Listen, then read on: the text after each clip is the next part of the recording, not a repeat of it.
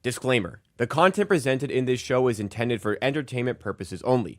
All opinions expressed are those of the host and do not necessarily reflect the views or opinions of any individuals or organizations mentioned. Statements made about public figures or entities are based on publicly available information and are not intended to harm or defame any person or business. This show relies on fair use of social media posts, which are presented in good faith for the purpose of commentary and criticism. Viewers and listeners are advised to form their own opinions.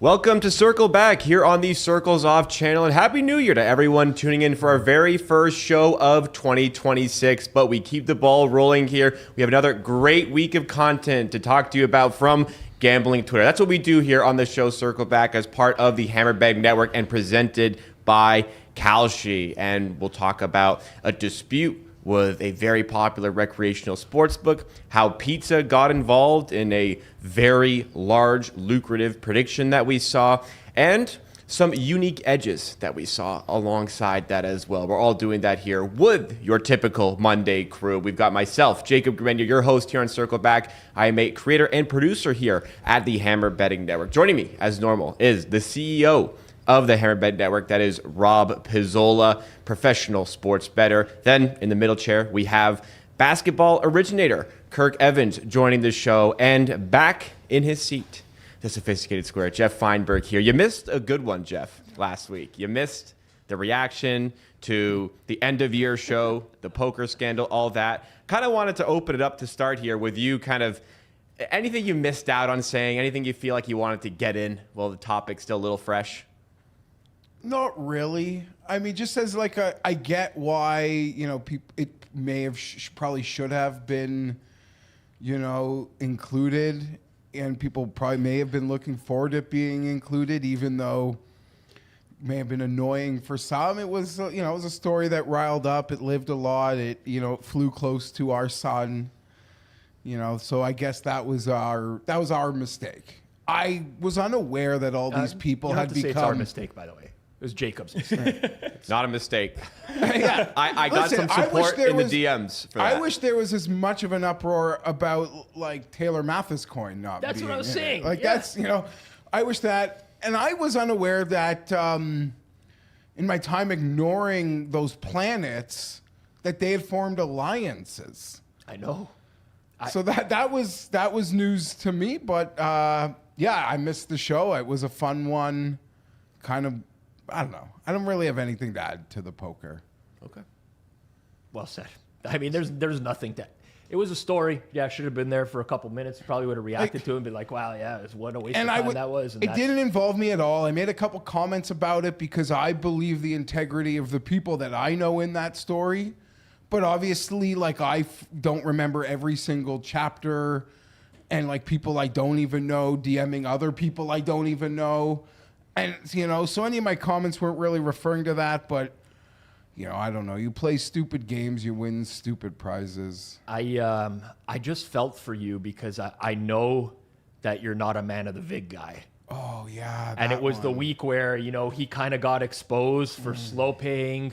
And I'm like, wow, Geoff not being here. You're upset of all the weeks that he couldn't that. be here, that was the one. You just knew like something wasn't kosher with him. The whole like he's his moral compass is better than ours, his integrity is better than ours, his viewpoints are better, and in the end like he's just a guy. He's just like a guy. And that can happen to anyone, and you'd probably give them a free pass, or if you heard like they're paying and they've got a plan. But his brand was like, I am better. Mm-hmm. My standards are higher. Yeah. Well, also like he was kind of always the last line of defense for like the sharp community. So I think everyone kind of got bundled into that, but Jason used to go into these spaces and argue for like 45 minutes with everyone and be like, well, you don't know this guy. You don't. And at the end of the day, just goes to show we don't really know anything about anyone in the space. And they can come across us and be like, with that holier than thou, this is the way it should be. But when stuff like that comes out, it's just, it's not a good look, Plain and simple. But that was your opportunity. That was the dunk tank, and you had the ball in your hand. And you just weren't there to throw it, man. It was just sitting there. All you had to do was throw it. Boom. I don't know. I don't have anything, profound. Maybe I'm still rattled from the last show. I don't know. We move on.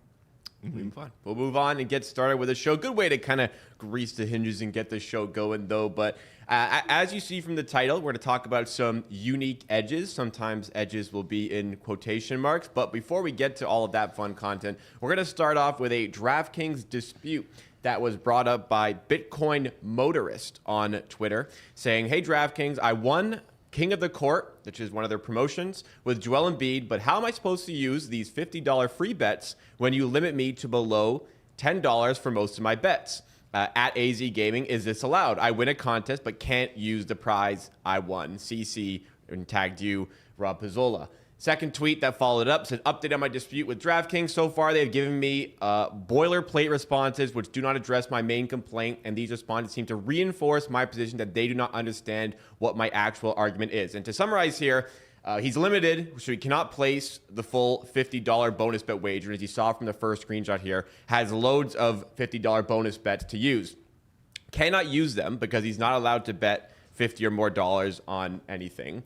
And cannot use them because you cannot break up these bonus bets. You have to use the full amount of the bonus bet as per the terms, which is $50. So has all these bonus bets that he's unable to use that he won from promotion that DraftKings was offering. So his beef is that if you're going to offer this promotion and somebody wins, they should be allowed to utilize the winnings from said promotion. So suppose it does make a little bit of sense, but we'll go over to you, Rob. You've got experience working and consulting for sportsbooks, and you were tagged in this directly. So let's get your take on this.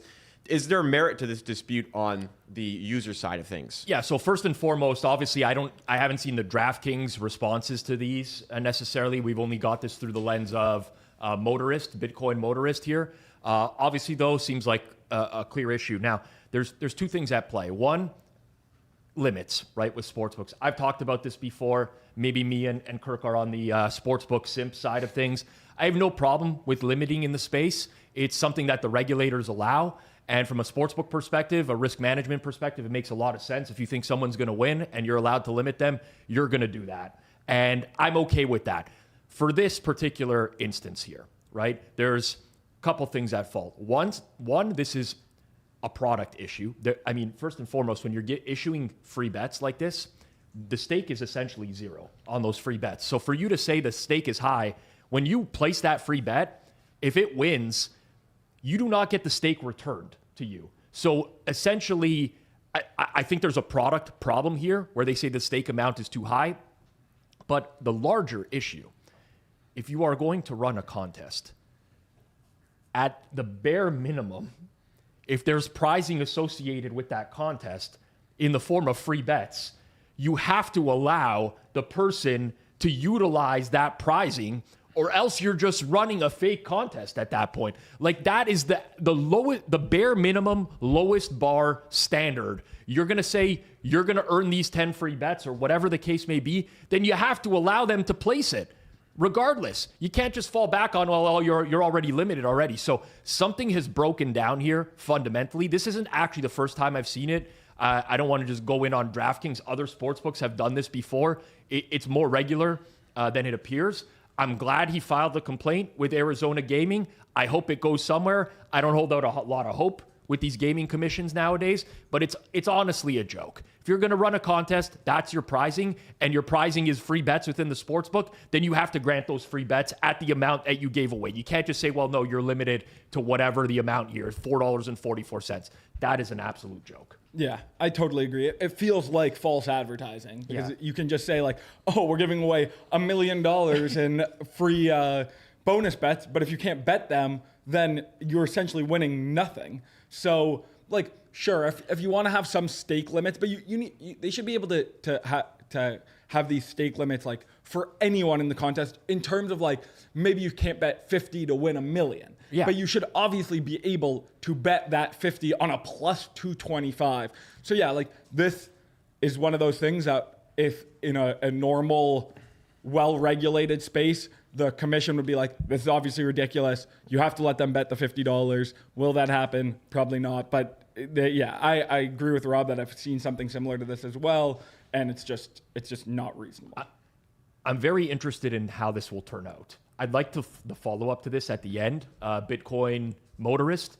Like I'm curious if he ends up winning this case or not, because from what I've seen in the past, most people have had trouble, even though this seems like, to your point, Kirk, it seems like false advertising. They get a run like a criminal enterprise in the sunlight. And then sometimes they get a like moonwalk into like, feeding the poor. And by that, I mean is when they'll give you like your $9 back because a guy got hurt and everyone can think they're a hero. And then they get a moonwalk back over into like away from into the darkness. And they get to act like a total criminal enterprise. It's ridiculous. And obviously it all comes down to regulation. I don't know.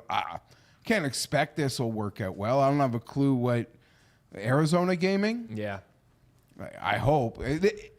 It seems it's like watching a replay, under the booth, and it's like so clear and obvious to you. Yeah. And that ref is going to come back and say like indisputable Call stands. Call stands. You're like, oh. Do we know how much he won? Like what the prize was and how many bonus bets? It looked like there was about 20 there on the screen, so maybe like $1,000 worth. I don't know exactly, but it seems like 20 $50 free bets. Looks like I count 16 here. Yeah. I'm pretty sure that's the entire To me, screenshot. the other two things that just really jump out are like, one, they should realize like this is just a bad luck. Like just let this guy bet so he doesn't tweet it. Not that this is gonna meaningfully change, DraftKings, but people will see this and kind of be turned off, and it's just not worth it because they're so obviously in the wrong.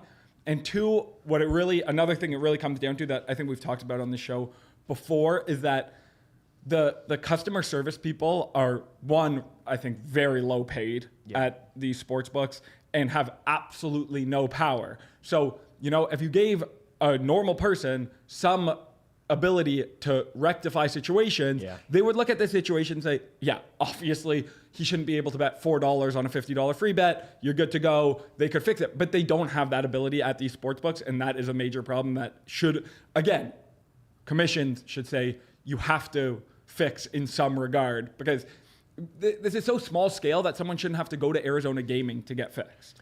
It's so simple that like you'd think an AI chatbot could figure out this instead of like explaining that. Like you feel for this guy because like the circles to explaining to that human in the customer service. They don't have a clue what you're talking about when you're trying to explain to them something they've like clearly done wrong. Like they have no, and I'm not expecting them to understand like how a golf bet should be graded. Right. It's just frustrating when something like hyper simple is treated like it's like moon landing complicated to make these simple fixes. I'll leverage my experience in the offshore space consulting.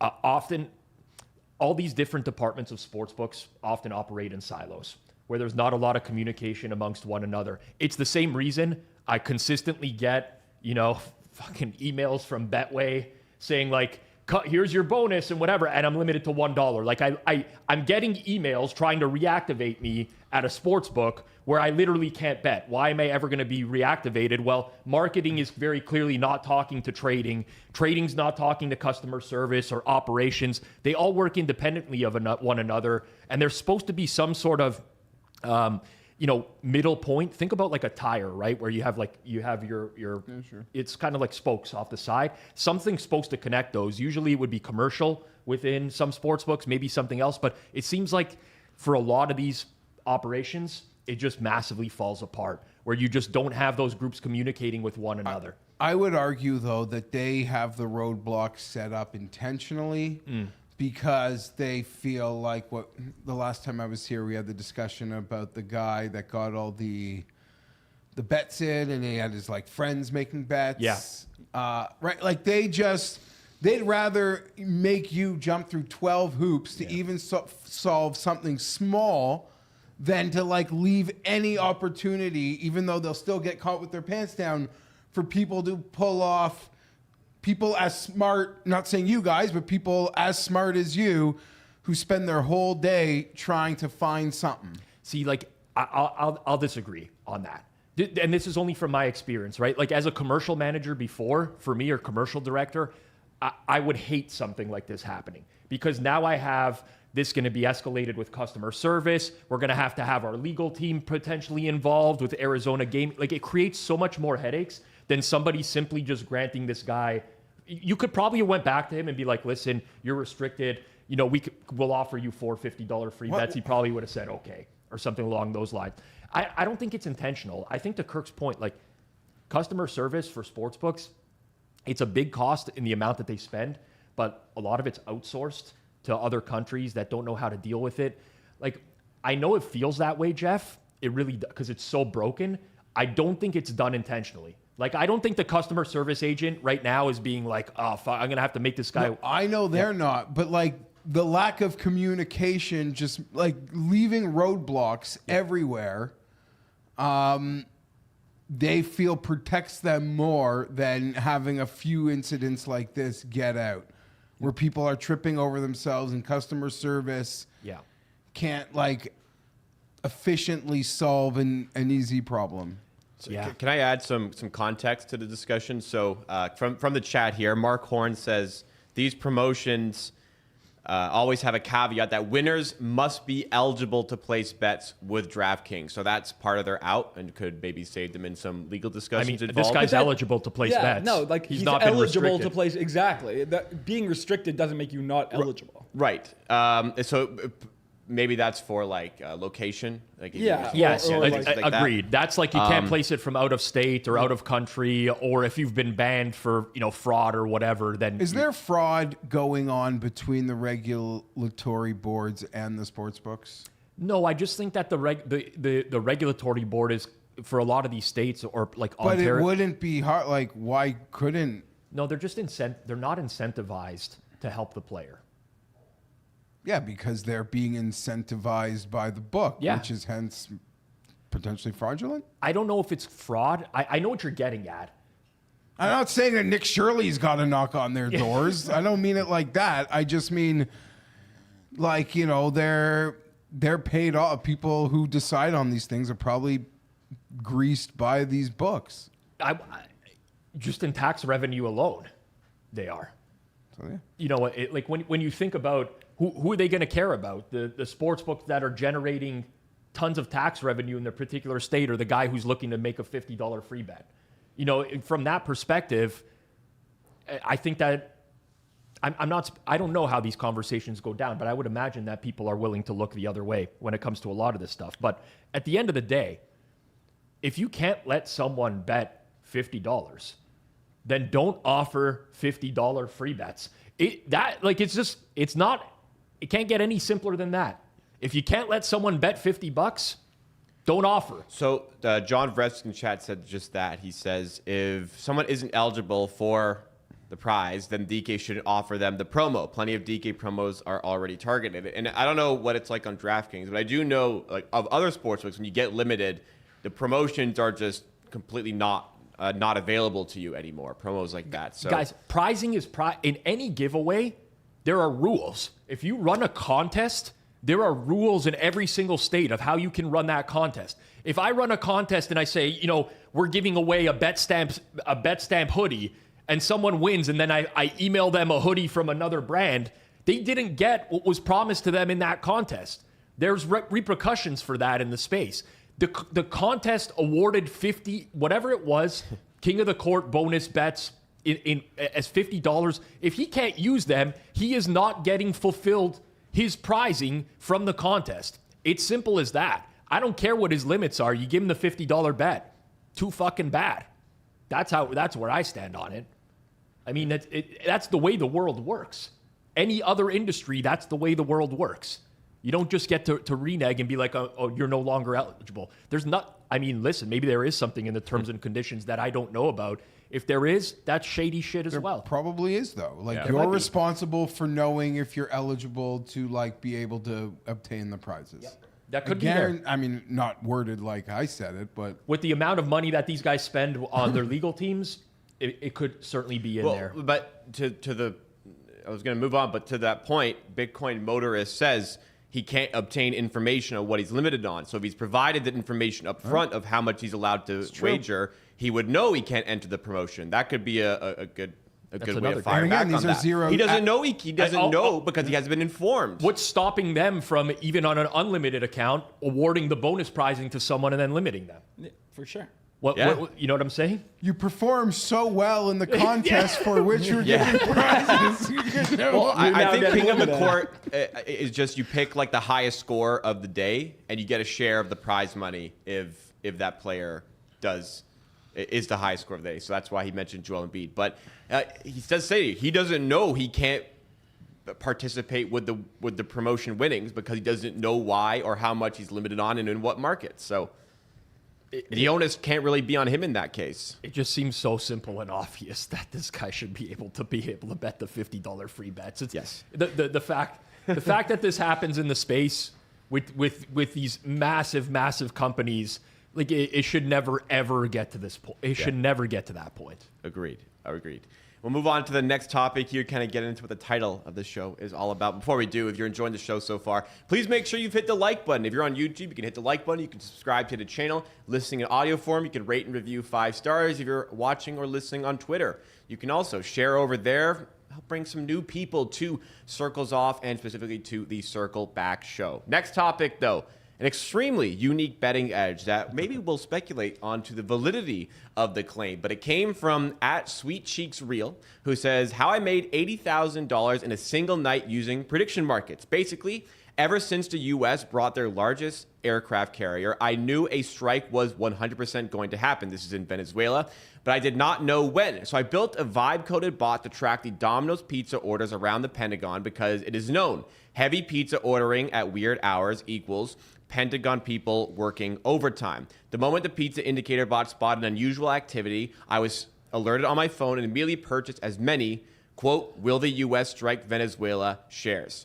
GG and thanks for playing. So it is, again, like the person says here, if anybody's unaware of this trend, when the Pentagon is preparing, when people at the Pentagon are preparing for something big, like a raid or capture or anything of that sorts, a lot of people are spending a lot of time there. Therefore, they have to order a lot of pizza to feed everyone there. So people have built models in the past to calculate spikes in pizza deliveries in the area surrounding the Pentagon, and that usually means there's some sort of very large activity going on with the United States. I've seen it modeled previously, but I've never seen it modeled for prediction markets like this one. So I found this one to be extremely interesting, and I think like maybe some other people could follow in the future. We'll see if this edge still exists, but we'll go over to you, Kirk. What were your thoughts on this one? Yeah, I thought, like, if this is actually how it went down, which, like, I think is probably true, but I'm a little skeptical. Yeah. This is, like, insanely smart.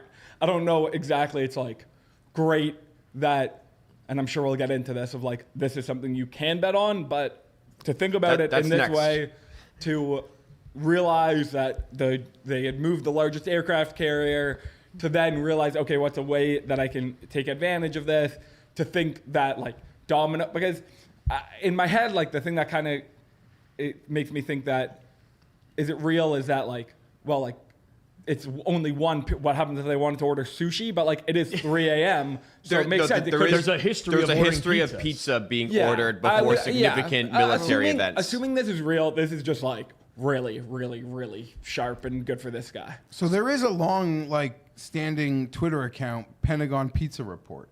Okay. And, like, it's got tweets many days with spiking activity where, like, there were no strikes. Right? December 2nd, like, high traffic. It's midnight. All the, like, you go through the whole account. Like, there's all sorts of nights where like pizza traffic is spiking late. So So maybe this guy just got lucky. Well, but also to play the other side, he mentions that ever since the U.S. brought their largest aircraft carrier, So I then knew a guess strike that was going to happen. Yeah, I guess that's the tell. Once that's in So place. so he saw that was in play. Then once he saw the spike, he knew it was go time. How You're about right, though. He could have gotten a bit lucky. So let me be a peanut better here for a second. This is a very peanut better. No, but let angle. me play the other side. Next time they put something in place, I'm gonna make like $8,000 worth of pizza Yes, orders. Jeff. I was gonna say the same thing. and just play the like. You're thinking get like a real people- sharp now. Yeah, it's like now everyone it's knows like- about the angle now. You know what? 2 months from now, Yeah. aircraft carriers in place, whatever. Let's order a shit ton of pizzas, bet the opposite side of the market. Yes, You don't even need to wait 2 months. Like there are lines up that are like, will the U.S. strike Because before like people will January be sleeping 15th? and their Yeah. orders, their like algos will auto bet for them once the pizza spikes at a certain level. Yeah, so people even are if like, oh, it they're doing it again, and actually it was just Jeff. I will say, like, so when I first saw it, I didn't know if this was real or not. I didn't know the background. But it did. This was also a story on the Iran bombing. Yeah. Like people, the jokes were the I didn't Pentagon know. pizza report. Got it. Like pizza spiking nearby the Pentagon. So I didn't know the lore of the pizza reporting when I had originally read this.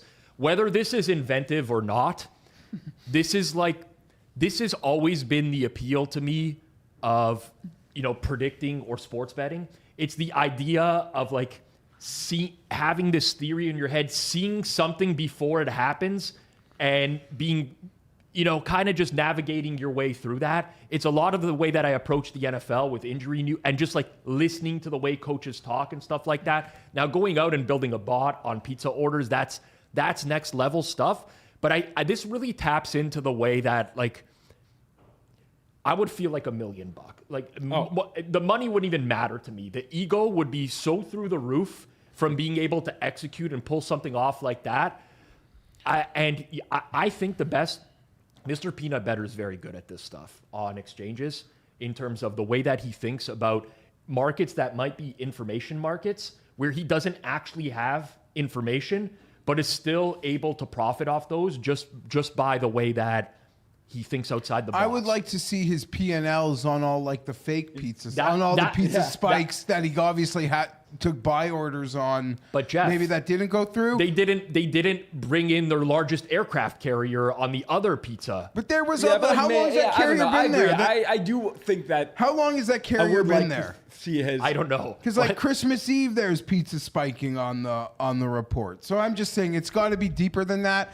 And if let's just say I had inside information, nothing to do with pizza. Yeah.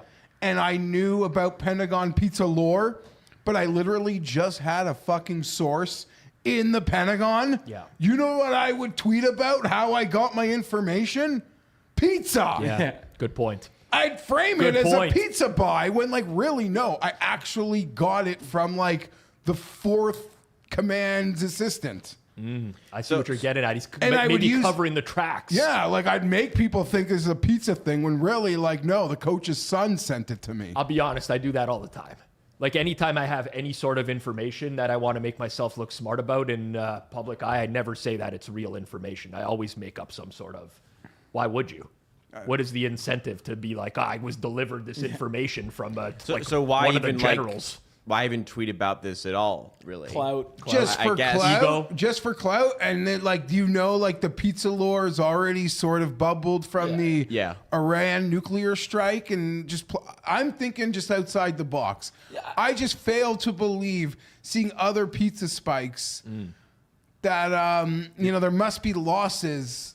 Your spidey senses are tingling. Yeah, He I didn't just agree. hit his I agree. one-time pizza bet didn't come home a winner. He's taken L's on the pizza market. It could just be fluked it off, and the Yeah, it timing could be was right. luck. And that doesn't Yeah. mean he's not up money. Yeah. But I'm just mean there had to have been L's along the way. I might reach out to Sweet Cheeks here, see if I could maybe get the Either real way, story. great story. Where I do find a tiny bit of, or maybe a little bit of doubt, is that he kind of mentions that it's like at weird times when there's a spike. 4 p.m. is not exactly a weird time for there to be a spike. Oh, I was thinking 4 a.m. So it's 4 p.m. That's not exactly a weird time. Like Like you're buying for a big group. That would make me. You guys don't think that's a weird time for a massive amount of pizza? No, orders? And I'll because tell you what, by the time that arrives, they got to get it all together. That's going to arrive after 5, and it's dinner time. Like, But also, And why? I'll be Like honest- again, then back to my point of like, why would it be pizza? because that's just their the known thing. no, That's the come on, Pentagon's thing, man. Yeah, that's. Yeah, I know, Kirk. I'm with you, man. I would have I'd switch it up. I'd do some hot wings. I would do some sushi every now and then. Pizza's But just easy grab and go. You know. I get- Easy. for 3 Everyone a.m., likes I agree. pizza. For Not 3 everyone p.m., likes sushi. The world's your oyster. You're really Rob, gonna do like Domino's? you don't eat chicken wings during the Super Bowl. You think people in the war room at the Pentagon are eating chicken wings? what when else they're are these guys honestly doing? They're orchestrating? sitting around there for 12 hours making for the Yeah, president to make a decision. I guess pizza is like the easiest thing to eat. if And you're like doing ordering shit. it in mass quantities. There's very Yeah. little specialization. You just get the that's fair. wheels. Yeah, exactly. Anyways, Could be the kid's fucking birthday party at 4 p.m. could have been. a local rich Yeah. kid is throwing. Yeah. Could have been. 4 Let us p.m. know. speed- It could now literally I'm be- way more on your side. It could be 4 like p.m. What happens when the school is doing pizza day? You Yeah. know how much pizza they're putting in They're there? not This getting- guy I mean, made hey, I've been there. 80,000 They're not on getting this that much airstrike. He's pizza. down 800,000 betting on Jimmy's fucking pizza party.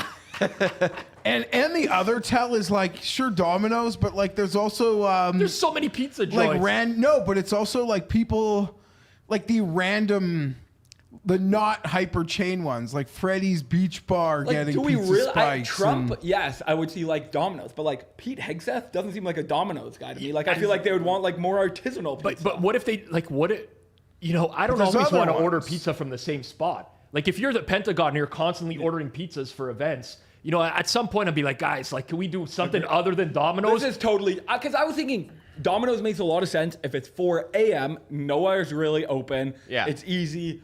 Domino's probably would be open. But even- now, I'm with Jeff. This seems not real. But it's all the Pizzato Pizza, 2:04 a.m. A late night pizzeria Pentagon spike has suddenly surged in traffic. Like it's not just the chains; it seems to be everything. So did this guy build a bot for every pizza place? If they're ordering Domino's pizza at 4 p.m., they have even bigger problems to deal with.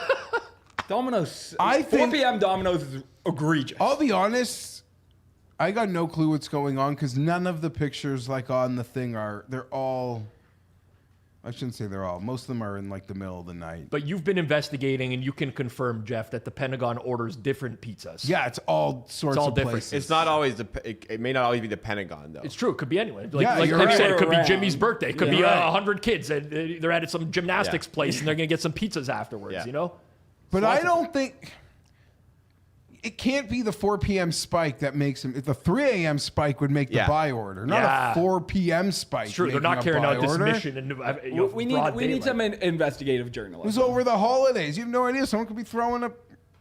Lots of scenarios I where don't it know, could, we've done too much. Either way, great score. I'm happy for I'm that. sorry. I like Great- I great like the score. I like the idea of Yes. being like innovative enough to find another angle that could be a signal for betting, other than just like being reliant Some on people in the real- chat mentioned like look at the private jet That's no tracking different. for It's people like going. when you're trying to figure out something in sports, and then you find out like the wife was spotted looking yeah. at a house. No, this is the there, kind of or, stuff like, that all- gets For sure. Last And that's season, from a real estate agent spreading the word now. I'll just say this now because it's not even a thing anymore. First season when Las Vegas was in the NHL, Vegas Golden Knights, for the first like month and a half of the year, these guys were winning nonstop at home, and then eventually, we started getting news from we started paying bouncers at clubs to let us know if they spotted any players from the opposing team at the clubs.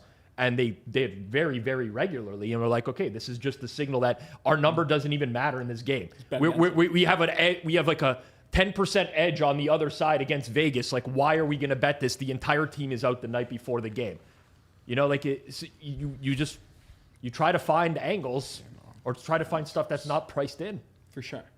Pizza's not priced in. Well, what is good about markets that exist like this, you can find unique edges such as this one here. Whether this one is valid or not, perhaps there are plenty of other valid ones to take advantage of with a prediction market just like Kalshi. Thank you to Kalshi for being the presenting sponsor here on the Circles Off channel. You can Sign up to Kalshi with a link that is pinned in the chat, the QR code that is on screen, or by going to the link in the description at any point while you are watching or listening. Get predicting on unique stuff like this with potentially unique edges that you can find. And we're going to stay on the Maduro topic with Nicolás Maduro because he was captured by the U.S. And this raises questions that was brought up in the previous segment about people with inside knowledge and then perhaps disguising it with pizza, but people with inside knowledge perhaps placing predictions on this.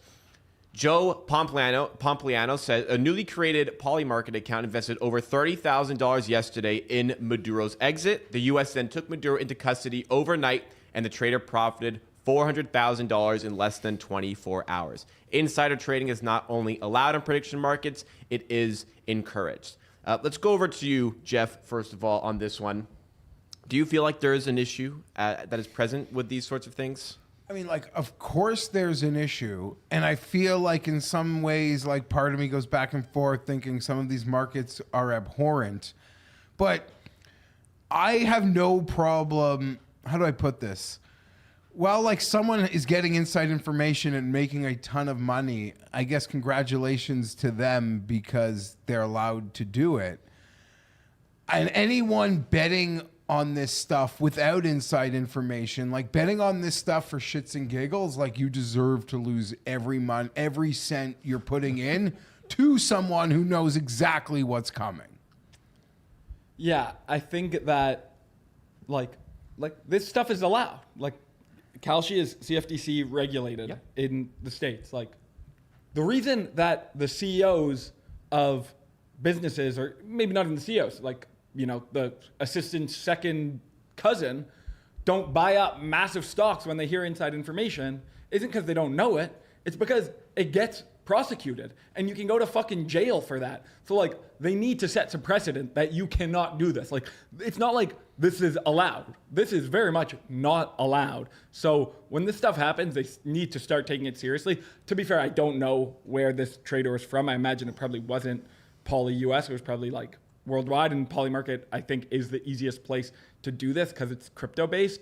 But they need, it's not, to me, it's not about the information. Like tons of people have inside information on a lot of things. It's just no one is doing anything about it. Someone needs to start doing things about it. So I agree with you that like information asymmetry exists not only in prediction markets, it exists in like regular sports betting markets. It exists everywhere in our day-to-day lives. The question is how, I think very obviously some form of quote unquote insider trading here where someone knew something, but how do you say that with certainty?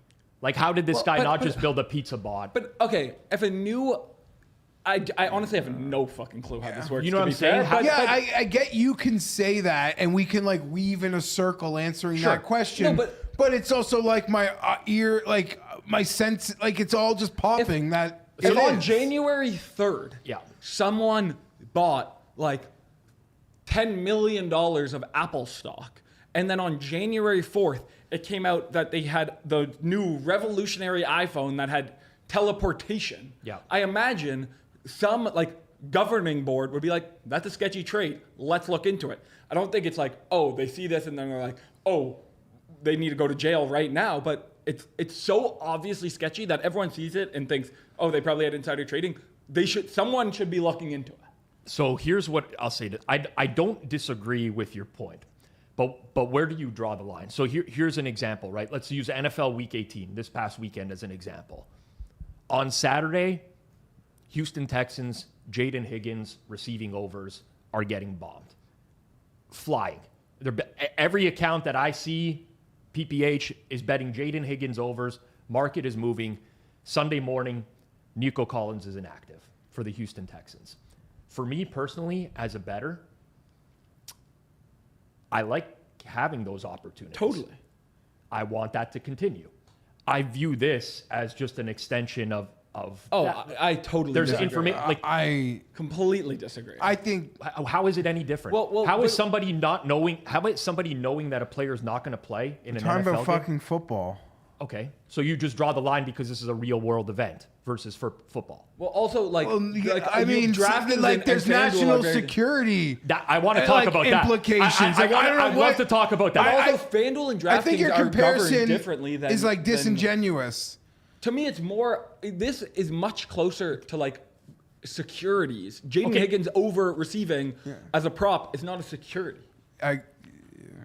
I mean, I didn't think about that aspect of it. It's an outcome that you can still bet. Like Sure, but it's not. It's just governed by a completely different body. Sure. Like I don't, again, and also I don't give a shit if a trainer in the Texans is fucking talking. I'm just bothered. Like that's people about to perform a strike that involves national security. I agree. Are talking like that's. I want to make it explicitly clear. I agree with. If I was any government agency across the world right now, I would be instructing my best like IT guys to build. I like literally build structures in place that detect weird movement in prediction markets surrounding like warfare and stuff like, because literally it's leaking into markets. Imagine being a country that is at risk of being bombed and all of a sudden a prediction market starts moving towards this is the day it's going to happen. Maybe they don't get Maduro if he has that ball. And to your point, Rob, like there's so many layers. This could have been like I'm just making something up, but like just like the son of the guy who runs ExxonMobil, who might have known about this happening on like January 1st because of other implications. And it's like not in the Pentagon, but it's like still the sensitive material of it. I don't know. I get the link you're trying to make, but I'm not spinning in that circle. I'm just saying like information asymmetry is always going to exist. Whether you should be able to predict this stuff or not, that's a very different story. I don't think that you necessarily should. To your point as well, if you're the person who was on the opposite side of this, I feel bad for you, but like check your head. You're betting into markets where, you're just betting predicting what you think is going to happen and not necessarily privy to any sort of information. But it's really tough to like go through on a case by case basis and say this is right and this is wrong. The only difference between this and the NFL example, in my opinion, and you can feel free to disagree, in both cases there's information leaking and somebody is using it to bet. There are many similarities, except there are like some fundamental differences as well. And also, for sure. And also, if a trainer is like leaking information and being like, go bet this, that also is a problem that like the FBI is arresting people for. So this is way more egregious. So I don't even stuff like... But it happens every day in sports, like across... But again, there are times where, I'm looking through shoot-around pictures, and I'm like, oh, this guy wasn't at shoot-around. I know he's out. I might move the market a lot. I don't have any inside info in the sense of someone told me this. I'm just doing it. Who knows? Maybe someone in Venezuela like looked up and was like, oh, wow, there's a lot of action right now. I should get to Polymarket. They're probably taking Maduro. But that like it doesn't feel like those questions are being asked. This could have been, maybe this guy had a pizza bot tracker. Who knows? But these things need to be looked at. I would agree. And no matter what, they need to be looked at. But it's not really all that different to some of the most profitable, like Paulo Banchero. You remember that day? Of course. Right? People knew. There was no question as to why he was being bet through the roof. People knew what was going to happen. In the same instance here where someone knew what was going to happen. This is all I'm getting at. It's like this happens in the regulated markets. It happens. It's not a matter of national security that Paulo Banchero is going to go first, and also it is regulated by totally different bodies. So this is just, again, I don't think every day, and maybe there is, but I don't think as egregious insider trading, because if you insider trade, you are committing a crime and could go to jail. There's also just so much fluidity with Week 18 markets. Forget about Week 18, but like, what about a draft market, Chad? Like NFL draft, you're going to see a guy on game day that's going to get steamed to minus 5,000 to be taken in the slot in the third overall pick slot. That's just not some guy saying, I have a feeling this guy's going third. That's somebody knowing. Draft. Those are decisions. Those are made. There's a lot of people in those rooms. Sometimes those decisions are less wide open than you think. They already know who's going 1 and 2. Like, there's much more of a corollary. Something as stupid and simple as last Sunday, Chargers Denver opens like 6.5, 7. Yeah. And I don't know anything. I'm just like a goober in Palm Beach telling you guys, like, I don't know what I don't know here, but like there's 0 chance Justin Herbert plays. Right. You didn't need to like have a trainer to know that. No. But then it happens and he doesn't play and the spread's 14. How did you like, and I'm sitting there thinking like, how did anyone who bets not like know to instantly crush the Chargers? But this is a great example because at the end of the day, let's say from the outside looking in, someone was to investigate this. This exact scenario, I'm not saying you should be investigated or whatever, but say someone from the outside looking in who has no fucking clue is like, who are all these people who are betting the Broncos before Harbaugh even said that he was resting his players? Let's go take a look at all their accounts. There's got to be some sort of burden of proof. Now, if this gets connected to someone that's within a government agency, you got a real problem, right? If it's someone who's connected to building, but I think that's all he's saying, though. Yeah. All he's saying is like, I guess this stuff can happen, but when weird things happen in the stock market, sometimes they find like this was actually pretty random. The guy lucked into a great trade, but they sniff around it. And all Kirk is saying, when shit like this happens, as it pertains to stuff like that, you got to sniff there's around. got to be like someone who is a body that's going to sniff around, see this person's communications, see his trail of like who he fucking knows. Yeah. And like just, you got to double back something like that. Well, I'll tell you, I will be absolutely fucking floored if the U.S. government ain't sniffing around on this one in particular. I doubt it. How would they not? Every single thing that has happened, there's been a tweet exactly like that. But they'll just say Trump is so goddamn predictable. In the same way, I'm like, how'd you guys not know what Harbaugh was going to do? They'll be like, Trump's the most predictable. He this says one it, is a legitimate national security risk. But again, the Iran bombings were as well. I know, but at some point, someone with the U.S. government has like a lot of people on payroll. Someone's got to be looking into this and being like, how the fuck did this get out there before we actually made the the move? I guess for not even like at this point, maybe you even don't have a criminal aspect to this, but you just like want to research how it's happened. So you just have a better understanding of what is potentially going on. I mean, if you're the president of the United Donald States Jr. and you made the decision to go in and get... Could have been one of his kids. But it was out there, 4 hours prior in prediction markets. I would say that I would be very, the alarm bells are going off of... me. There's maybe how many people who are privy to this information, something is going on here.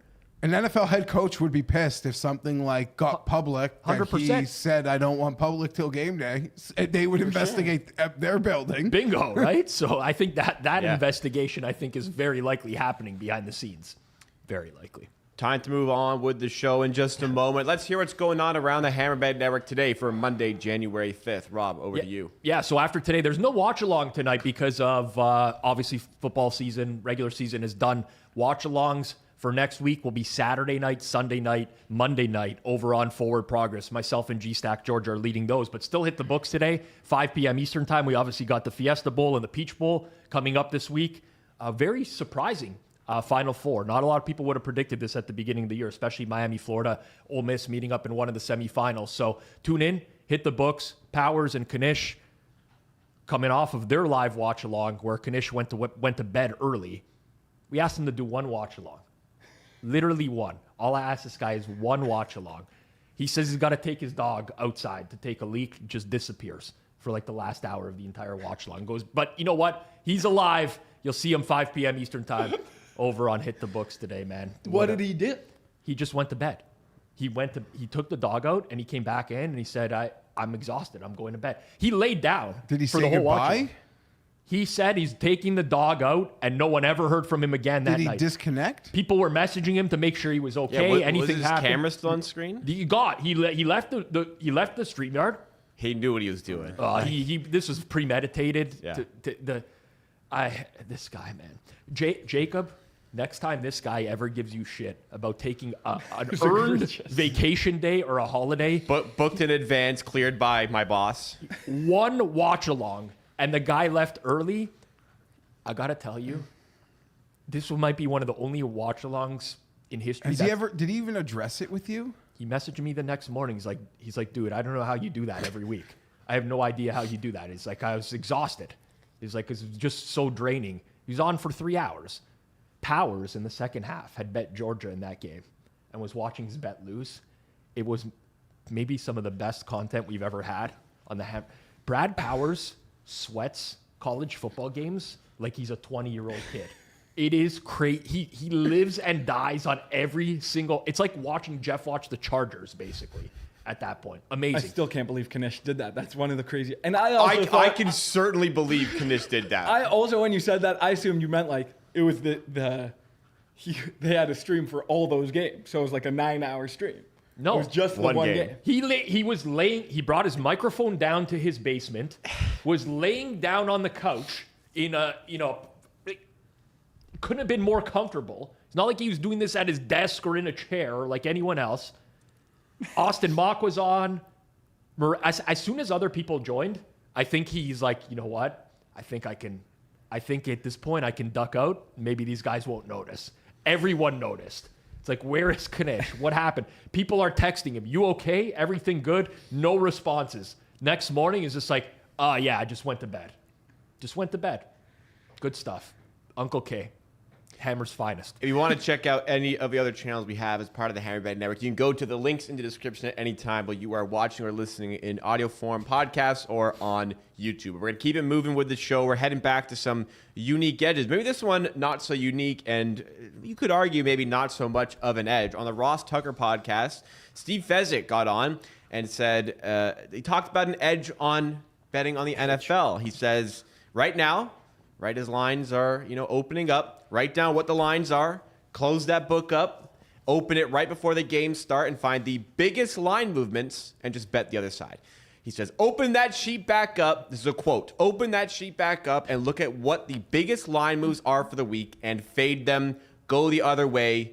You'll make money. That's his tip on how to bet right before the game starts. So perhaps an interesting edge. What do you think, Rob? Can you fade NFL line movement right before post and make money?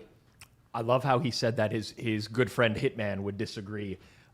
His bitter enemy Rob Pizzola would also disagree.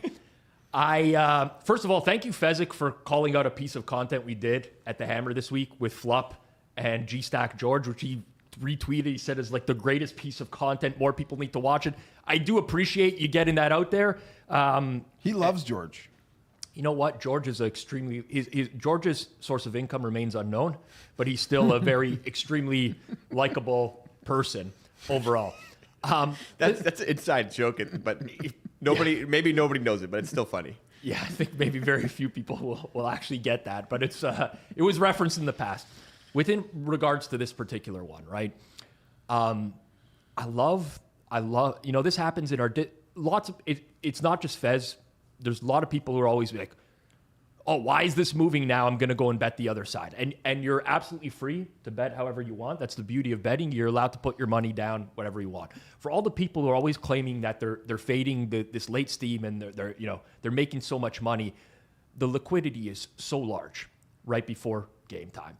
If this was truly an edge you believed in, you'd have a gold rocket car. You'd be owning a private island. You wouldn't be doing the Ross Tucker Even Money podcast, Fezzik, if this was something you truly believe that you can do on a weekly basis. You can get across Circa, across Pinnacle, across Chris, across prediction markets. You can easily, with a few clicks, get $500,000 down, if not more, at post on these opinions. Easily. And on top of that, a lot of these lines move over the course of the week because of you can't just look at the opener and the closer and be like, well, this one moved 6 points. Well, why did it move 6 points? Are there players injured on one team? Like, what is the rationale?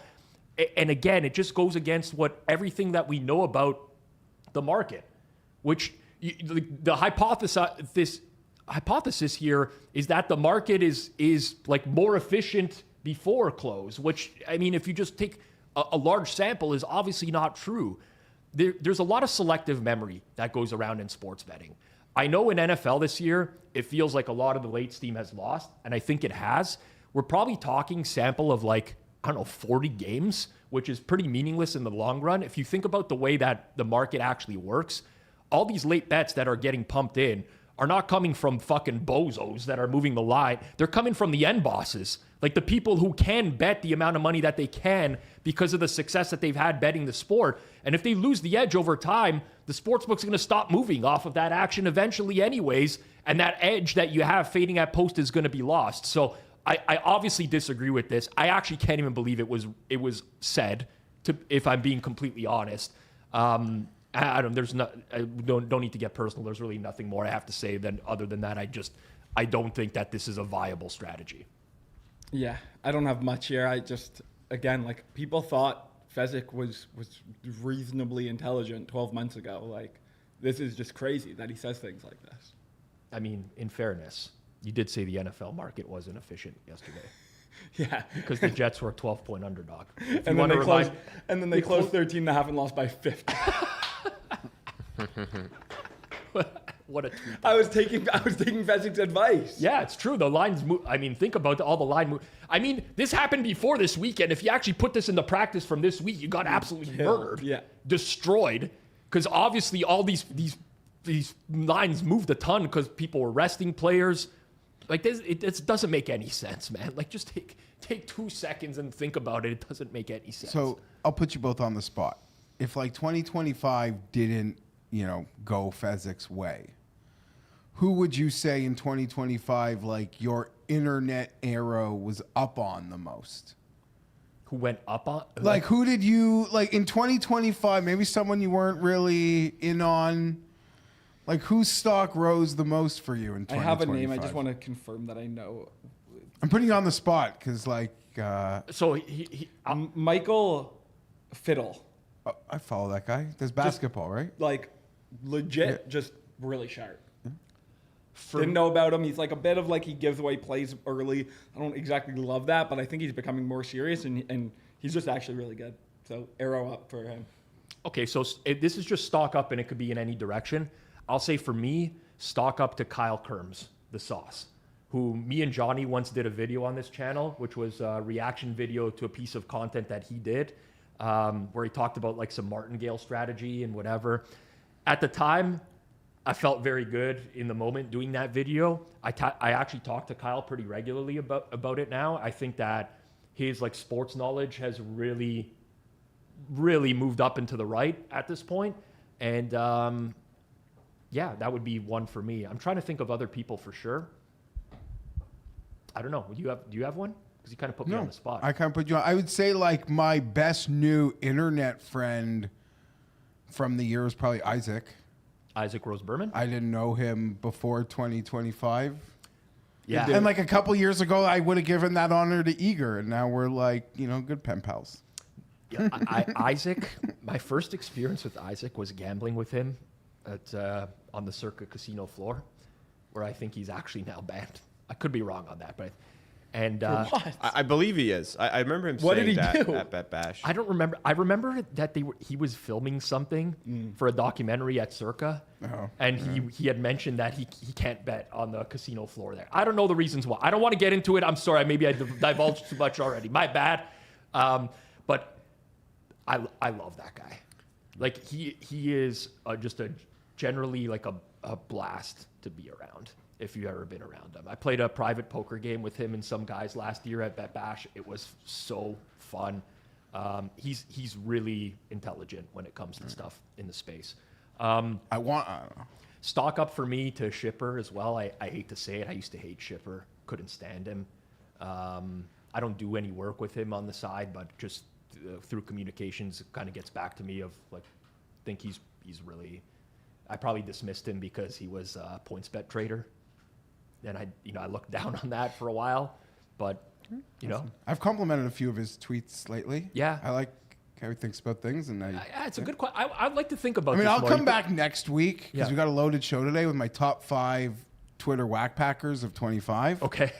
Some of them are who you'd expect, and some of them are very smart, successful bettors. But Yeah. there's a lot of different ways you can crack my list. And Fiddle's Picks is the Fiddles. at Fiddle's Picks is who you had mentioned.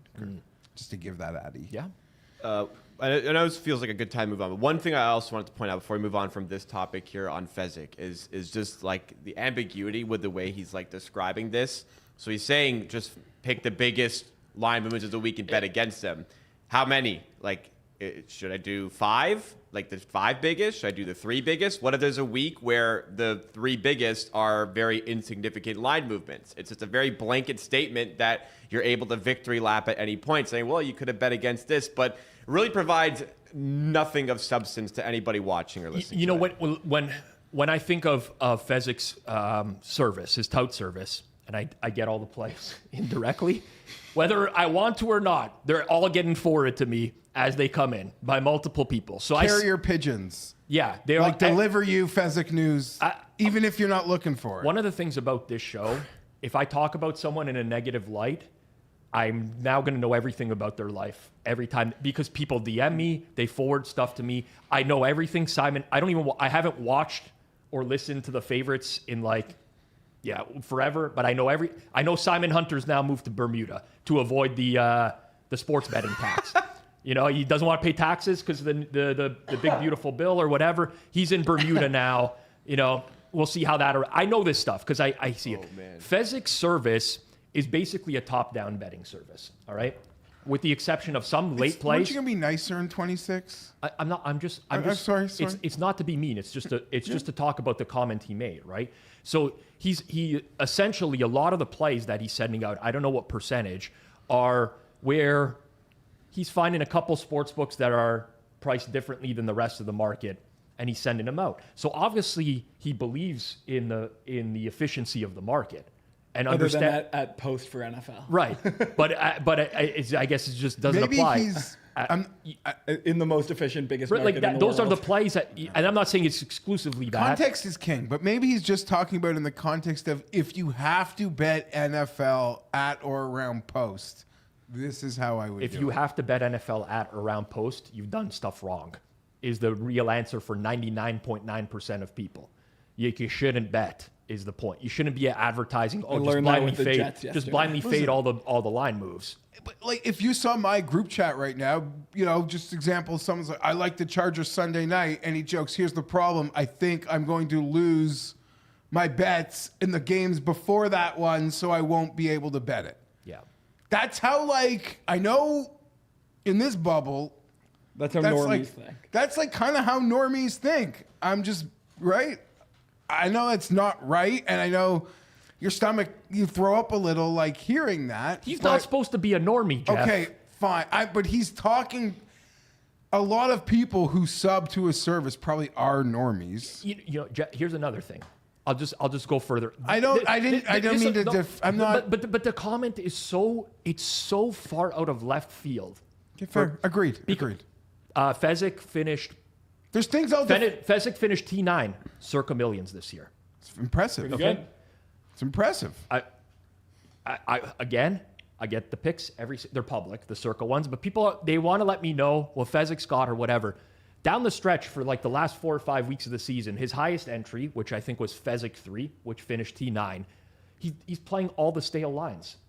He's playing every line that's differed largely from what the contest line is, but he's advocating for playing back again. Like, do you know what I'm getting at? Yeah, There's just like a hypocrisy. It's not even a hypocrisy. He's like It's- talks out both sides of his mouth.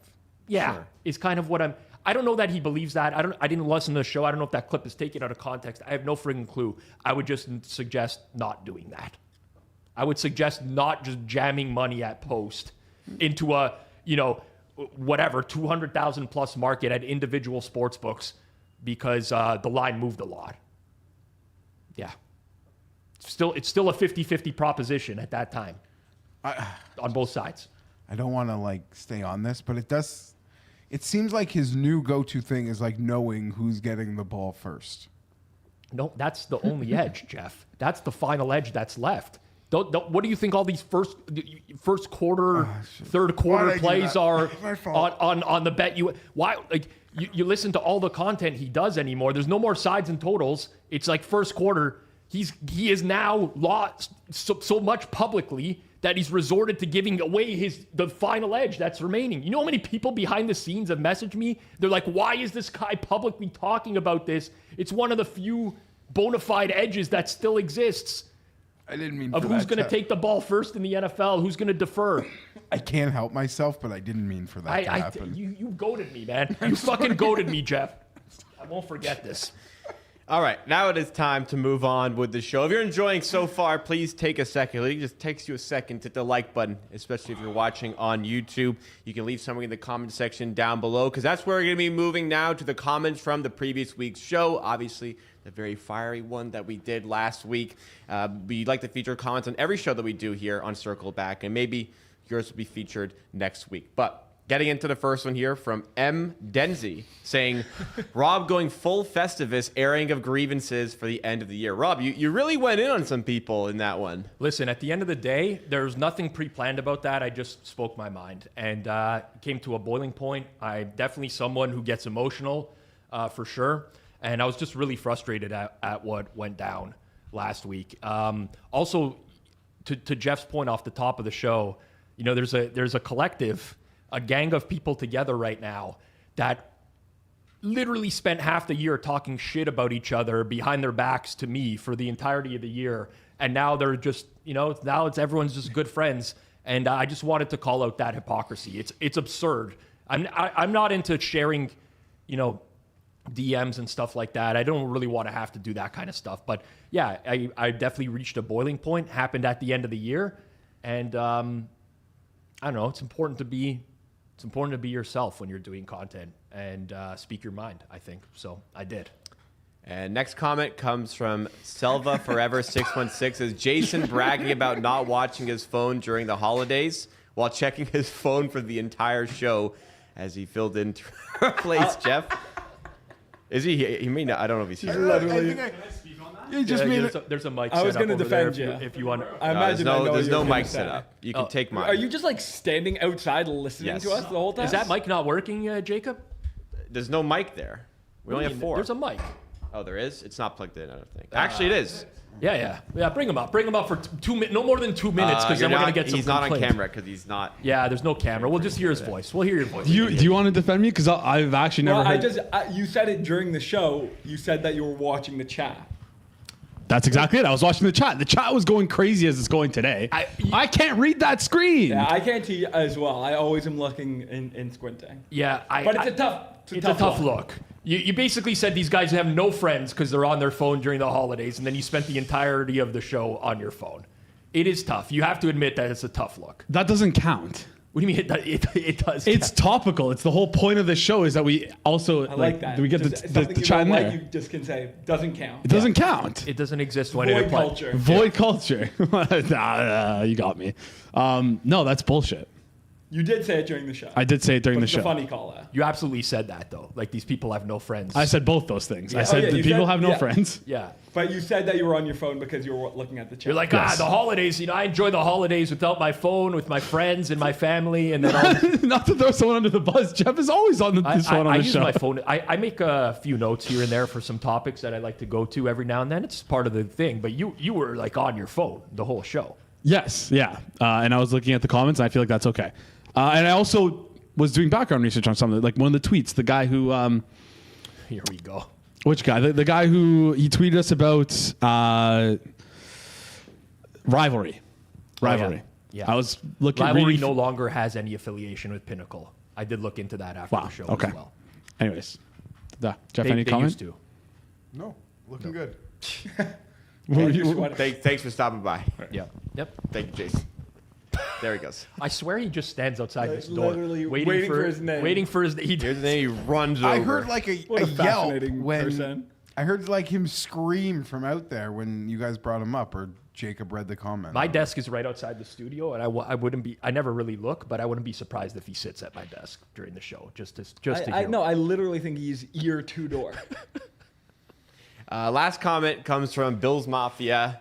1054 says, this is a nice one to start off the year. So I started nice taking sports betting seriously about 8 months ago. This channel is one of the best things to happen to me since making that decision. keep kicking ass, guys. Well, thank you so much for tuning in and enjoying the show. There was a lot of nice comments like this to help bring in the new year. So I appreciate all the support we've had on Circle Back in 2025 and Circles Off in 2025.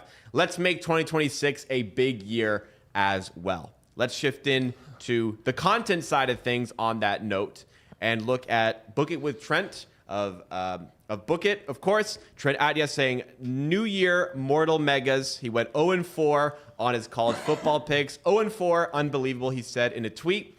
At Jaganoff_69, Loco Rocco says, is it just me or does anyone else realize this is the dream scenario for Trent? Few understand this. Rob, I know you had a lot on this one, so why don't you go ahead? Yeah, so I noticed this over the holidays as well. And it's become like a subculture almost where everyone in my inner circle, they don't want to be on the same side as Trent.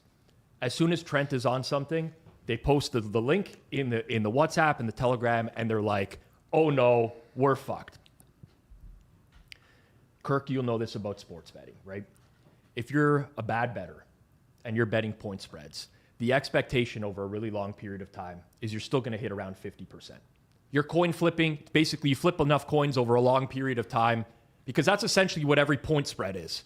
Texas Tech 2.5, Alabama 7.5. This is a point spread where when that line is set, the expectation from the sports book is that it's basically a 50-50 proposition. Trent, over a long period of time now, has actually hit very close to 50%. All right? But he's known as the biggest loser in the community, and he leans into it. It is an unbelievable marketing job, for one, but it's just another example of how social media nowadays works. Because when Trent had a week during the holidays, can't remember, I want to say maybe the 27th or the 28th, where he went 4-2, but he retweeted quote tweeted one of the losses that lost. And he just got dunked on. All the replies were just him getting dunked on all day long, all night long. And when he wins, no one gives a shit. No one responds, no one retweets, even he doesn't care.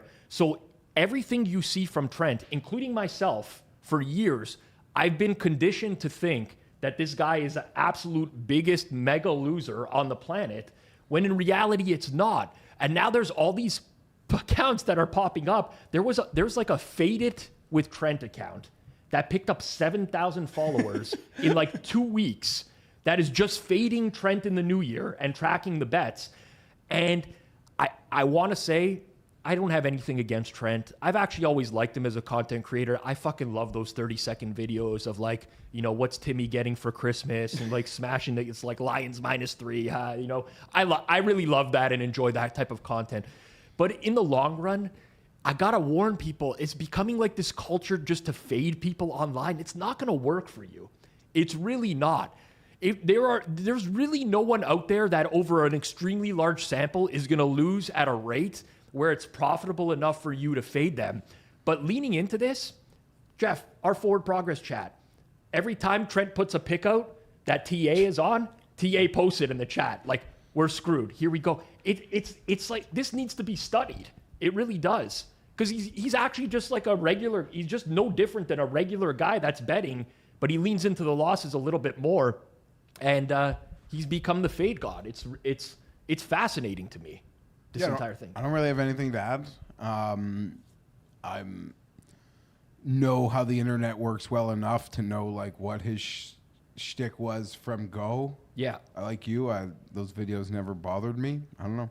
Yeah, it's just smart. Like a lot of people try being a winner. He goes in a lane of a different way. That's a loser. People think it's funny. He knows that when he goes 2-2, his tweets will get 1,000 views, and when he goes 0-4, it'll get 1 million views. So it's just a really smart lane. And yeah, like obviously he's not good at picking losers. That would make no sense. Yeah, but if he was actually good at picking losers, he'd be good at picking winners. He would be a winner. Yeah. This is what I try to get to people. Like over a long enough sample, if you were just betting straights, right?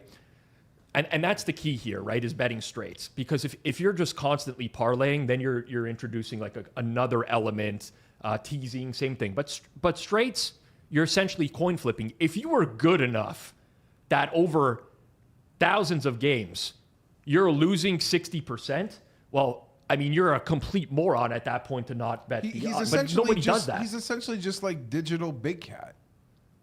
Yeah. And I like Big Cat. Like, Big Cat's funny. He's self-deprecating. He owns it. Like, he's making so much fucking money that, like, no one... You hope, like, he doesn't have, like, a real... Like, you hope he's, like, smart enough to, like... He has his gambling slush fund. He does whatever he wants, but... His losses, you know, he turns into funny shit. It's brilliant, is what it is. It's people who don't really care about how they're perceived, and they're just having fun with sports betting. That every loss for them, there's outrage. There's people who want to dunk on them because nothing makes sports bettors happier than dunking on other sports bettors for being worse than them. The engagement pool, like the For You timeline. I've never been served a Trent tweet. There's been tweets that Trent's put out there where he's had perfect night. He's gone 6-0. He has his like whatever Prize Picks parlay he puts in with all the money lines and he wins. I never see that. I literally never get filtered that on Twitter because they don't do any engagement. Nobody gives a shit if you won 6 games in one night when they're looking to they think you're a loser. If you like a team, if you love a team, you got a big playoff game in your city.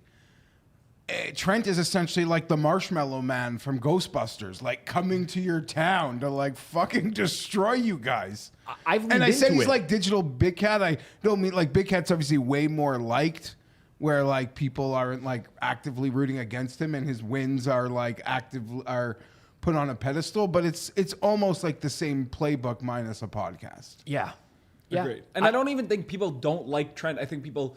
One, think it's funny when he loses, and two, like it of like if you're on Texas Tech and then after the bet you see that Trent had it, you send it to your buddy like, oh, how did we fucking not know Trent had it? Like, and then the sends end up feeding the algorithm, and then it goes. It's just a good model. I have for sure tweeted at Trent before something about like being on the same play as him and being like, oh no, and because for the longest time. I can't help but like almost be influenced by it, right? But I'm noticing now a lot of accounts that are dedicated to just purely fading every play, and I would strongly suggest you don't do that for anyone. And that's all I'm getting at with the. And we've all sort of like mentally tricked ourselves where like if you're on a bet that's important to you, you got a lot on it, he's on the opposite. You're like, yes. But if it somehow happens that he's on the same side, you tell yourself, he doesn't like, he's just coin flipping. Like, it's fine. Everything's fine. There's nothing like to read into this at all. I'm fine. This shtick existed long ago with Ben the Bettor. Yeah. Unfortunately, Ben the Bettor was just not a well-liked. Trent is well-liked. Yeah. He's if you watch the content. Well, he's more self-deprecating. And he's also more down to earth. Yeah. Ben was going in he was on just an like, insane person. He was just, yeah. So this is. Ben reminds you of someone else. Yes, I know. I don't want to mention the name because there's going to be a lot of comments about it potentially, and maybe some tweets at us, including at Jacob. But he does remind me of someone else. Interesting. I mean, it nowadays, if I was a content creator in the space, and I was coming in, the space is way too flooded with people who think that they're good at betting and try to pass themselves off as good. I actually think the best possibility of growing yourself nowadays is to lean into being the terrible bettor. I really do. Yeah. From an engagement, look at what Sean Perry is doing nowadays. What does he do? Well, I think he's now intentionally posting more losing 100K bet slips than wins because he knows he's going to get interaction. Like Chris Moneymaker was tweeting at him yesterday. Everybody's just tweeting at him, calling him a loser. He loves this. Yeah. He loves. Yeah. And that's the name of the game. Engagement is currency. We'll move on to the next topic in just a moment. Before we do, we have a message from BetStamp Pro. Let's listen in. A lot of people ask, and with football and basketball kind of in full swing right now, there's one odds screen that I stand by. I'm very biased because I helped build it, but it's the BetStamp Pro prop screen. And listen, this is built for high-level bettors who need to spot and scale up edges fast. It's not built for everyone out there, but if you're someone out there who's looking to win money betting on sports and you want to try to exploit some inefficient numbers, you can't do that without a hyper-efficient odds screen. Don't wait. The opportunity to capitalize on the prop market is right now. If you want, you can visit betstamp.com/hammer, or you can scan the QR code up on screen to apply for a demo. Spots are limited. And we move now into the last main segment on this show today, which comes from Circa Sports and this conclusion of the Circa Survivor contest. There were 6 entries remaining going into the final week of the NFL season. We had 2 entries on the Vikings, 1 on the Patriots, 1 on the Bengals, 1 on the Falcons, 1 on the Jaguars. The only loser was the Bengals out of the 6. In the end, there was a split. Each winner got $3,743,000 from the contest. But again, there was one loser to this, and it was Pete Tars on Twitter, at Pete Tars, who lost at week 18 for the 2nd consecutive season. No. At DFS, Schroeder says, shout out to Pete Tars, who will probably be the only person in Circa Survivor history to lose week 18 2 years in a row. Hell of an accomplishment. And then last men standing at Last Men Pod said, yes, tons of respect. One of the nicest guys. It's been an impressive run back-to-back seasons. Pete himself tweeted out, says, I'm sad, really wanted the Blazer. Fun contest, and special thanks to Jeff Benson and Last Men Pod to the work you've done. Much appreciated. 2nd year in a row, we've gone 19-1, so the feeling is quite familiar. But as a seasoned vet of Elliott Row 1, we're on to the next. So I looked for confirmation. I didn't find confirmation, but the word is that there was a hedge somewhere. So not going empty-handed. But I was thinking when I saw the original post, like, wow, like I can't even imagine the feeling of losing last week like this. But to do it 2 years in a row, Rob, what are your thoughts? Yeah, say it louder so Jason can hear you out there, having lost in week 18 this week as well on the Bengals. Poor guy. There's no take here other than just like empathy, right? It sucks. Survivor is brutal by nature. That's why there's been many people who have suggested over the years changing the way that the prize pool is structured. Also, we talked about Survivor so much before, to the point where people have been like, they have mental problems afterwards. And at that point, like, don't enter. It sucks. I mean, you feel when you see stuff like that. I hope there was a hedge at play. If then, at least there's, can take some solace in the fact that he got some money out of it. But that is just some overwhelmingly bad variance to essentially go 19-1 2 years in a row, because there's also the Thanksgiving slate and the Christmas slate. I got to see your guys' live reaction to that because it was a last-minute addition to the rundown, because I saw it right before the show. I basically had the same exact reaction off air. It's just tough. Yeah, the good news is if you go to that tweet, there's 3 options. He's either like literally a Buddhist level of Zen, he had a good hedge, or he's rich. So that's the good news, but geez, that is tough. That is really tough. I mean, like, my reaction to that was essentially like what happened when Eric told Principal Anderson that he knows he's the revolting blob and killed someone. No. Oh, that's horrible. You don't get that reference? I don't know what the fuck you're talking It's about. a Billy Madison reference. Oh, Really, Seen really Billy good. Madison, The revolting but I don't blob. That's the Principal Anderson. Also was a wrestler. Where he's like confronted in the kitchen at the pool party. No. It's okay. Anyway, I've seen that movie way too many times. I guess if you're not Clearly, I need to familiar, watch it again. it's a very good. It was a very good one. Also, what I didn't mention from this and the loss is the way it happened as well. It was a last-second field goal, which lost the Bengals the game. It wasn't just a last second. I know field. there was 2 missed defensive There's like 2 defensive touchdowns, 2 missed extra points. Zach Taylor basically there was a 4th and 1 where he just said like we're gonna punt. I mean, it's fucking final week of the season and theoretically playing for a job. It was just a catastrophe. I also evidently not. Yeah. I couldn't figure out why the Bengals were playing so slow in that game when like just get as many possessions as possible out of it. The other team doesn't move the ball, but whatever. I know. Sorry, Jason. I felt really bad. And then after the game, Zach Taylor was complaining that like they Garrett. stopped the game for Myles Garrett, and that threw them off, even though it gave him more time to run a play to get a first down. He had 2 more plays after that, and I think they had no yards in the next 2 plays. So Is he like the least impressive coach ever to coach for this long? Zach Taylor sucks, but also the Bengals franchise is so fucking cheap that the thought of having to fire someone and pay out the rest of their contract just to like it's not even.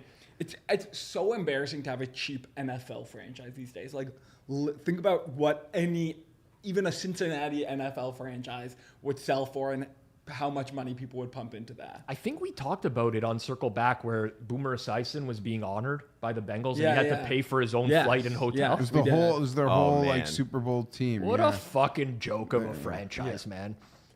Fucking joke. The thing is, they're not even like 31. Like they're so definitively gapped, like the cheapest team.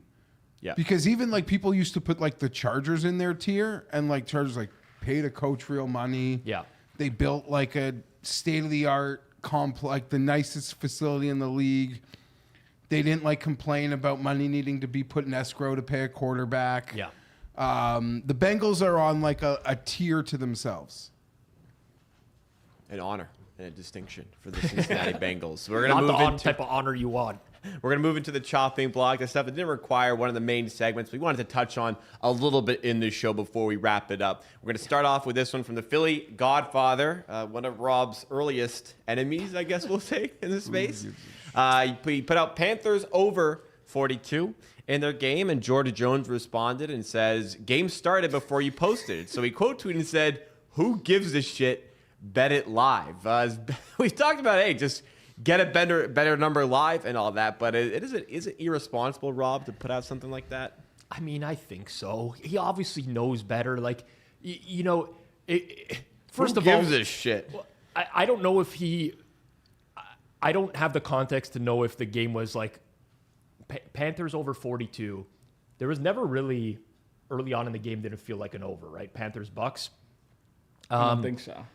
So first and foremost, you're going to bet something live and something's already started. Well, there may be information in the game that has already changed what a pregame bet might look like. Second of all, when you're betting pregame versus live, you're often getting a lower vig pregame than you are live betting as well. It's pretty bad advice for someone who's been around in the industry for a long time. So, obviously I have not seen eye to eye with Philly Godfather over the years, but I could, regardless of who tweeted this, it would be the same point that I'd be hitting home on. It's just a really extraordinarily bad piece of advice to give someone who missed a pregame bet. I could see though him being like maybe upset about the comment, but still, I mean, it's not good. Second one comes from Daily Ref at Referee Insider. Says Monday Night Football will be a blowout. Clete Blakeman has been chosen as the head official for this Rams versus Falcons Monday night matchup, and he has a huge bias for favorites. Under Blakeman, favorites of more than a touchdown are 26-14 against the spread, 65%. Favorites of more than a touchdown with medium-high totals, 44+, are 22-5 against the spread, 82%. Rams -7.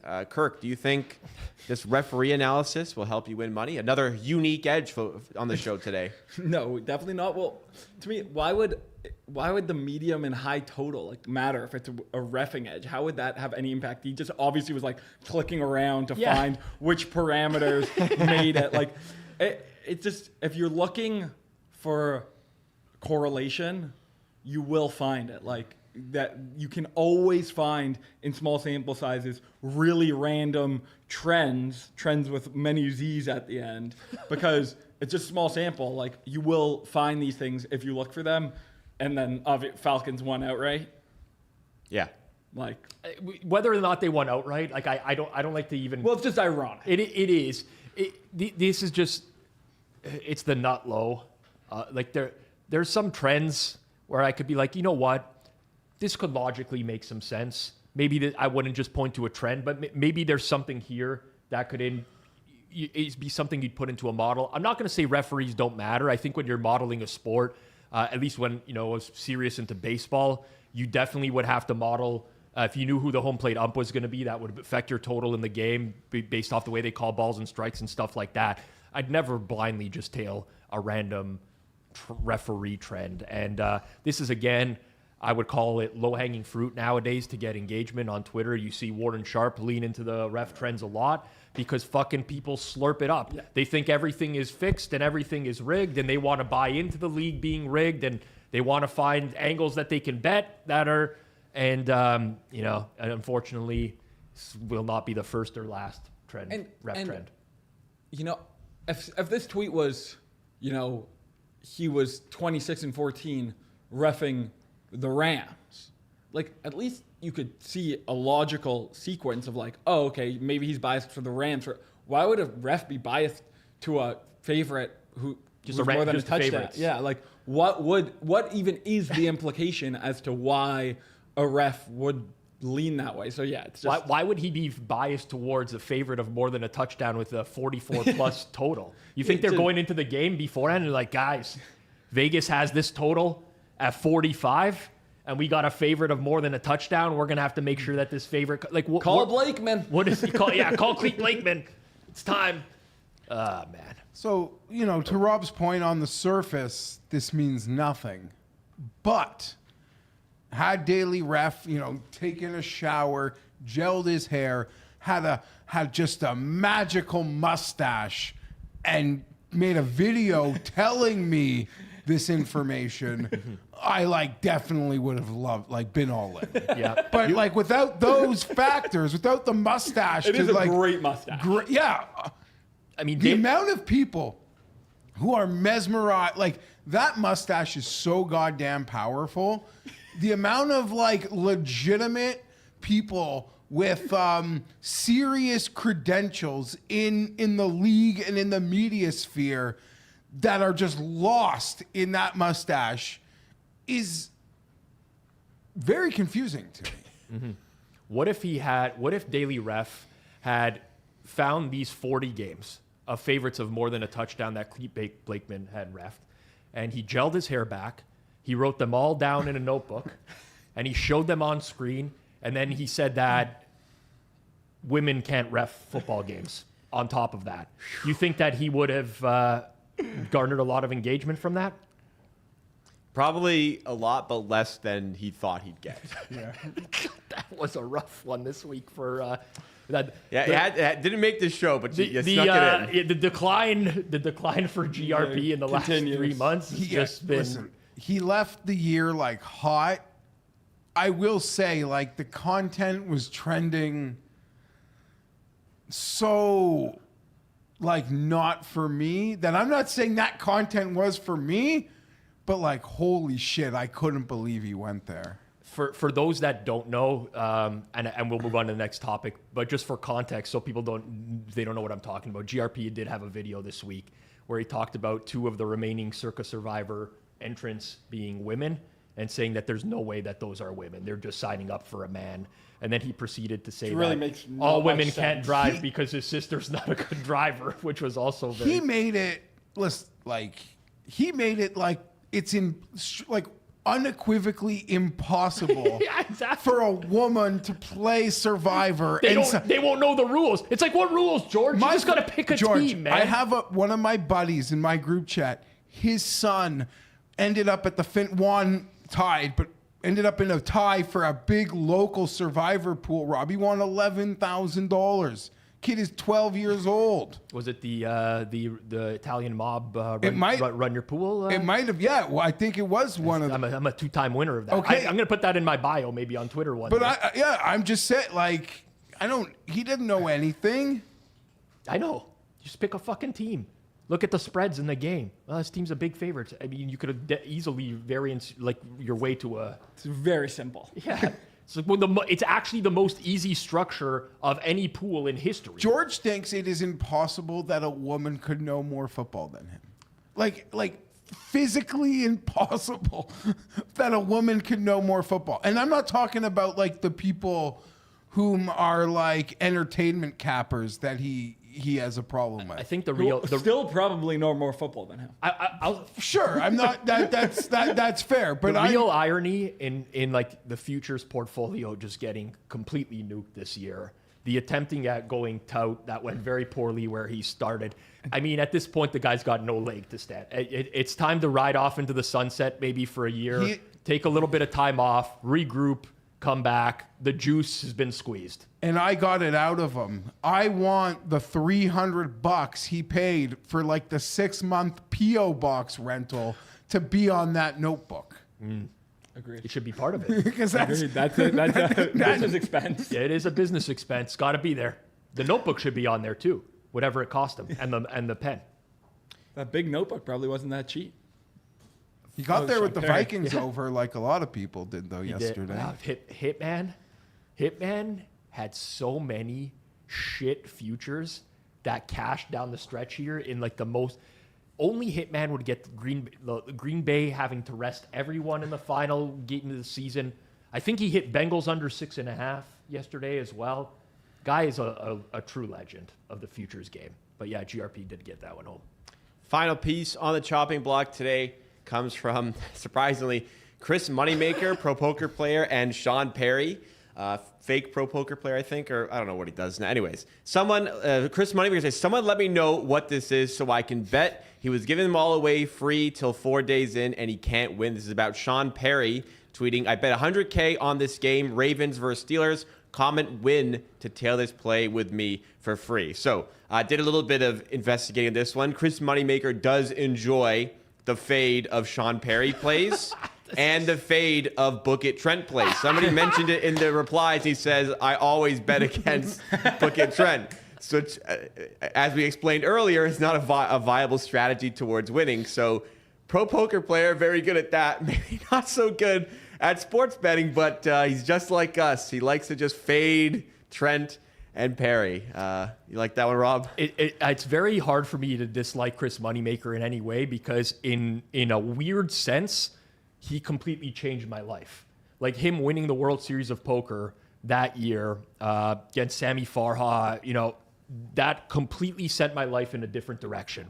So I've always just enjoyed Chris Moneymaker, but this is my point about how like Sean Perry this week has been extremely amplified in the algorithm because he is losing everything. And when that happens, he loves it. So is he just betting both sides to have a losing ticket? I don't think he would be doing that at 100K stakes, but like he's doing stuff like Tampa Bay is up by 10 points on Carolina, and he's now filming videos and posting them like, I told you this was a winner, like the stuff before the game even ends, because there's really no downside. The downside is actually the upside for him, where, the ticket ends up losing, but it just gets amplified more and more.